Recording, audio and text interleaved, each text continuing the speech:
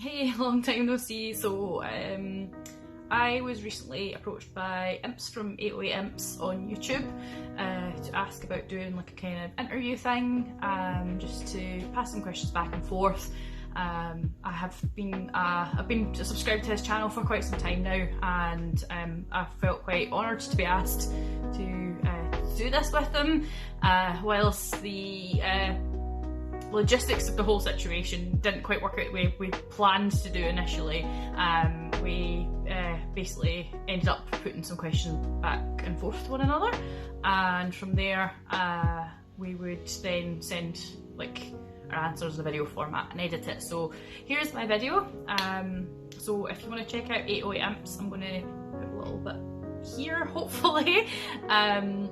And it's just what he does is he attends stores and he attends conventions in Japan, and takes video footage of various collectibles at these events. So if you've ever wanted to know what something looks like before you receive it in hand, then just check out his lovely YouTube channel. So thanks again for inviting me to do this with you. So my question for you is, what got you into figure collecting and of course putting the footage up on YouTube? Okay. Basically, in the beginning, I didn't know what I was doing. I didn't know what I wanted to do. I didn't know how to do it. I didn't know how to focus or what to focus on. And all what I knew is I had a desire to make a YouTube channel and, you know, try to make a successful YouTube channel. That was what drove me in the beginning. But I didn't know how to do it. So I guess the first thing, you know, I kind of thought I would focus on is cosplay videos. And then I would go to the events, you know, to take some shots and make cosplay videos. And it was okay, you know, I mean, yeah, it was you know, okay. But after a while, you know, like I think half a year or so, I started getting frustrated for various reasons. One, the cosplay events are not so many. I mean, the big ones anyway. And then so the footage is limited and time is limited too, because you figure the event lasts for 8 hours. And, you know, you stand in line for 30 minutes to take one cosplayer's pictures, you know. The day goes by quickly and you didn't do much. And so that was one problem. The other problem was the rules of the events were frustrating me as well. The rules, kind of complicated stuff. And also, working with some of the cosplayers was also frustrating at times. You know, some of them, they're great, you know, I totally respect them, you know. I mean, a lot of them are, you know, great people, great cosplayers, they work hard and whatever, but sometimes you meet some bad apples and it's not so not such a good experience.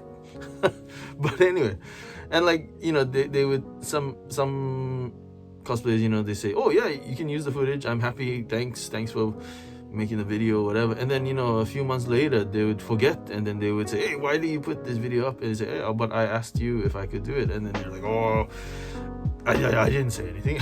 So like, you know, okay, you know, it's your footage, my footage of you, so, you know, if you want me to take it down, I'll take it down. So that kind of thing. And there's one more thing that was getting to me, was the people filming cosplay. You know, there's some normal people doing it, you know, and some not normal people doing it, and some people not so nice, and some people kind of, well, anyway, I was getting frustrated being part of that group, you know, to, you know, take these cosplay videos. What am I becoming, you know? Sometimes I would question myself, but anyway, so I moved away from cosplay videos, and I started moving into figure videos for many reasons. One, figures are, you know, really I live in Japan, and then I realized that, I live in Japan. It's an opportunity for me to see these things firsthand before, you know, this is like new news, you know. Like I can see it when they announce it, you know. I was like, oh, I mean, given that I live in Japan, it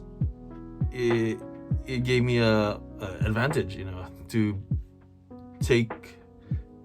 make content based on something I could, you know, get a lot of content on and get, you know, relatively interesting and new content on a regular basis, you know. So that was one thing. And also, you know, with figures, the companies want you to take pictures and they want you to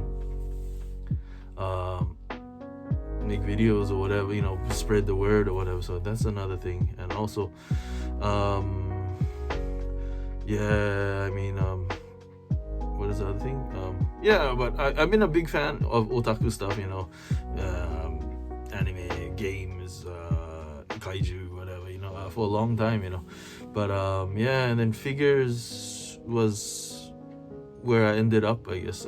You know, I still make some gaming videos from time to time. I still make some other videos from time to time, but I guess the 97% of my channel is about figures. And yeah, I mean, yeah, that's where I ended up, and that's where I'm at now, I think. But yeah, it was just convenient, I think.